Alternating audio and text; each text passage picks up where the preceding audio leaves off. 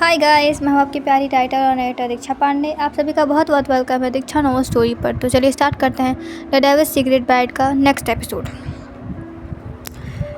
समय और सानवी दोनों रेस्टोरेंट गए थे खाना खाने के लिए, लंच करने के लिए। समय ने जितने भी डिशेस मंगाई थी सारी सानवी की फेवरेट थी। सानवी ये देखकर शॉक्ड हो जाती है कि समय जो जो मंगा रहा है वो सारी उसकी फेवरेट है।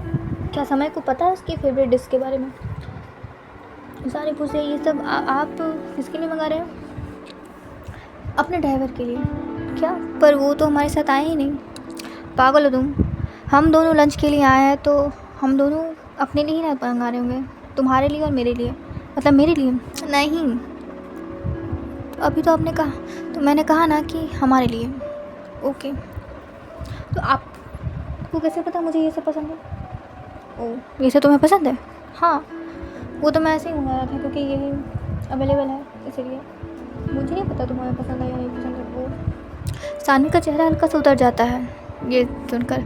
हालांकि समय जानता था कि उसे क्या पसंद है नहीं पसंद है, और उसके पसंद को ध्यान में रखते हुए ही समय ने उसे मंगाया था। सानवी को पास्ता बहुत पसंद था, वो भी चीज़ पास्ता। बट उसके घर में उसे अलाउड नहीं था खाने के लिए, क्योंकि अगर वो चीज़ पास्ता, मैगी, चाउमीन ये सब खाती तो उसका वज़न बढ़ जाता और कोई उससे शादी नहीं करता, ऐसा उसके डैड का मानना था। इसलिए उसे कभी पास्ता खाने को दिया नहीं गया था। उसने टेस्ट किया था अपने फ्रेंड के लंच से, बट वो अपने पसंद से उसने कभी चीज़ पास्ता खाया नहीं था।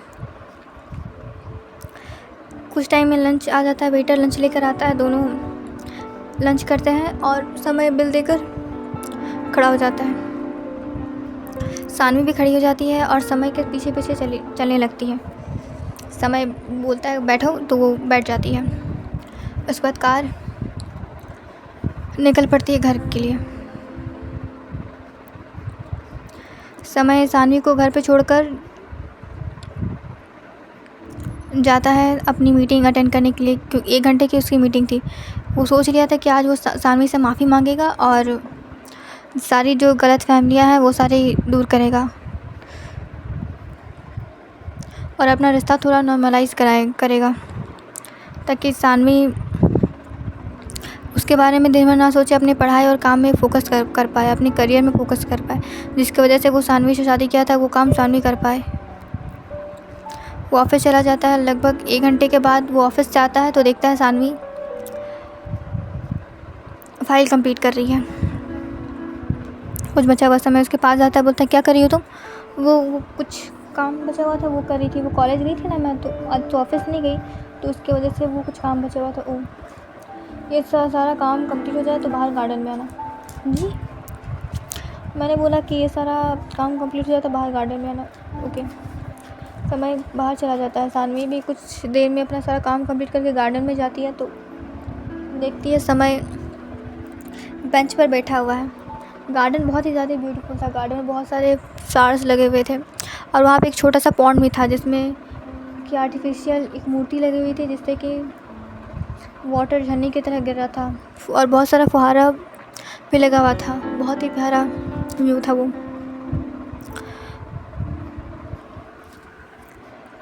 सानवी देखती है समय वहीं पर एक बेंच पर बैठा हुआ है। उसके पास जाती है, वो बोलती जी आपने बुलाया, बैठो। सानवी बैठती है। कुछ देर तक वो समय को देखती है पर समय कुछ बोल नहीं रहा था, ऐसे ही आसमान की तरफ देखे जा रहा। तो सानवी बोलती है जी बोलिए, कुछ काम था आपको? हाँ। कॉलेज कैसा गया तुम्हारा? जी अच्छा गया। फ्रेंड्स बने? हाँ, एक फ्रेंड बनी है। क्या नाम है? मेघा। और ब्रेकफास्ट किया था तुमने आज? समय ऐसे क्वेश्चन इसलिए पूछ रहा था ताकि वो सानवी को कंफर्टेबल कर पाए और उससे बातें कर पाए, और उससे समझ में नहीं आता कि वो कैसे अपनी बात शुरू करे, इसीलिए वो बेतुके सवाल पूछ रहा था। सानवी सोचती है कि ये ब्रेकफास्ट किया था, ये क्यों पूछ रहा है समय? वो बोलती है नहीं। क्यों? वो भूख नहीं था। ओके। कल डिनर किया था तुमने?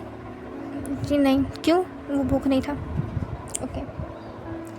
अच्छा, वो तुम क्या कह रही थी काव्या? तब सानवी बोलती है नहीं, मुझे कोई प्रॉब्लम नहीं है। अगर आप काव्या को पसंद करते हैं, आप दोनों एक दूसरे से प्यार करते हैं, तो आप मुझे डिवोर्स देकर उससे शादी भी कर सकते हैं।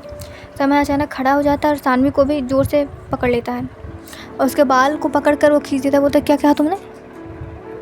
सानवी को दर्द होने लगता है। वो रोते हुए बोलती है क्या कर रहे हैं आप? मैंने तो बस, मैंने पूछा क्या कहा तुमने, रिपीट करो। मैंने नहीं, तुमने क्या कहा कि मैं तुम्हें डिवोर्स दे दूँ? हाँ, अगर आप काव्या से प्यार करते हैं तो आप ये बात, पहले तुम ये बताओ कि काव्या है कौन? क्यों झूठ बोल रहे हैं आप? उसने ही खुद बताया कि आप उससे प्यार करते, वो आपसे प्यार करती है। मैं किसी काव्या को नहीं जानता, और अगर तुम्हें कोई गलत फहमी है मुझे लेकर के कि मैं किसी और को पसंद करता हूँ या और, तो गलत फहमी रखो। हालांकि ये सच नहीं है, पर फिर भी है तो रखो।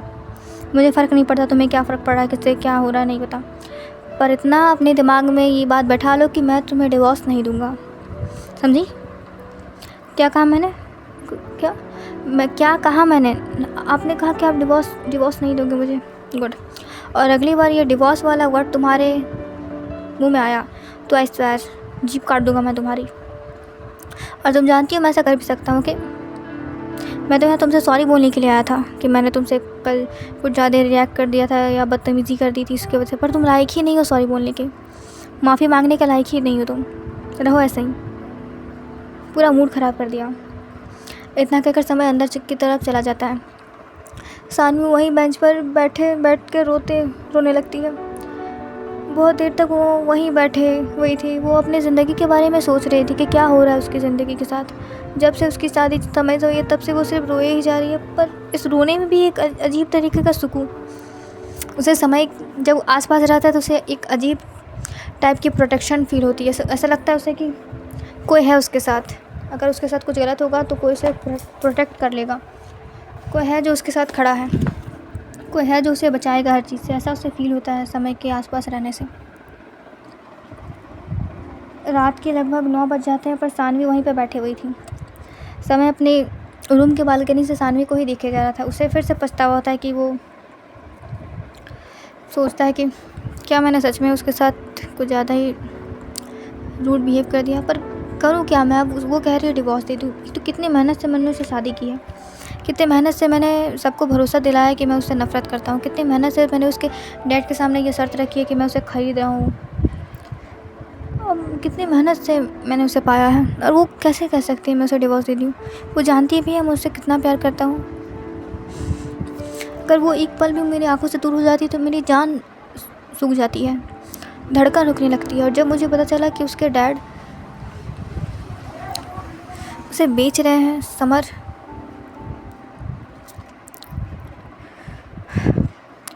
मैं क्या करूं? वो कुछ कभी मेरी फीलिंग्स को समझ ही नहीं सकती। जब मुझे पता चला कि उसका बाप उसे किसी पॉलिटिक्स की डील की वजह से उसे बेच दे रहे हैं, मुझे क्या फील हुआ मैं बता भी नहीं सकता, मैं सोच भी नहीं सकता कि वो उस वक्त मेरी क्या हालत थी। और ये कहती है मैं डिवोर्स दे दूँ, कैसे डिवोर्स दे दूँ ऐसे? एनीवेज, वो एक नौकरानी को बुलाता है, बोलता है सानवी को अंदर बुलाओ और डिनर करवा दूँ। नौकरानी जाती है सानवी को बुलाने के लिए, वो बोलती है अभी मैं नहीं आऊँगी। तो नौकरानी बोलती है मैम चलिए प्लीज़, वरना सर मुझे जॉब से निकाल देंगे। सानवी सोचती है कि ये इंसान हर किसी को डरा कर रखता है, हर किसी की ज़िंदगी जहनुम बना रखी है इस इंसान ने। सानवी अंदर जाती है और डायरेक्ट अपने रूम में चली जाती है। बोलती है वो डिनर नहीं करेगी, उसे सुना है। और जाकर वो डायरेक्ट सोफे पर लेट जाती है। वो देखती भी नहीं कि बालकनी में समय बालकनी के गेट से टेक लगाकर उसे ही देखे जा रहे हैं। वो लेट जाती है। उस समय बोलता डिनर किया तुमने? सानवी को जवाब नहीं देती। मैंने पूछा डिनर किया तुमने? नहीं। क्यों? भूख नहीं है। मैं डिनर मंगवा रहा हूँ, चुपचाप डिनर कर लेना। वो एक सर्वेंट से कहकर डिनर मंगवाता है रूम में ही। वो बोलता है उसका और सानवी का दोनों का डिनर रूम में ही भिजवा दिया जाए। कुछ देर में सर्वेंट डिनर लेकर आ जाता है और टेबल पर रख देता है। बोलता है डिनर करो। नहीं करना। तुम कर रही हो मैं, या फिर मैं अपने हाथों से खिलाऊं? फिर याद रखना अगर मैं खिलाऊंगा तो फिर बहुत तकलीफ़ होगी तुम्हें। सानवी उठ कर बैठ जाती है, शांति से सोने भी नहीं देते हैं और डिनर करने लगती है। वो इतनी जल्दी खा रही थी जैसे कि पता नहीं उसकी क्या ट्रेन छूट रही है या फिर उसे पता नहीं कितनी ही नींद आ रही है। जल्दी से वो डिनर डिनर टेबल पर ही वो प्लेट रख कर लेट जाती है। सब बोलते हैं ये क्या था, इतनी जल्दी से डिनर भी कर लिया। इसे ये नहीं दिखा कि मैंने भी डिनर मंगाया, मुझे भी खाना है, मुझे भी भूख लगी होगी। फिर वो वही उसी सोफे के बगल में जाकर बैठ जाता है और बोलता है किसी को तो फ़िक्र ही नहीं है मेरी। भाई शादी हो गई है, अकेली थोड़ी है, पति है, पति से पूछ लिया जाता है कि उसे खाना है या नहीं खाना है। तो सानवी को ध्यान आता है कि उसने तो गुस्से में पूछा ही नहीं कि समय, वो बोलती है आपको भूख लगी है? नहीं, मुझे कहाँ भूख लगती है, मैं इंसान थोड़ी ना हूँ।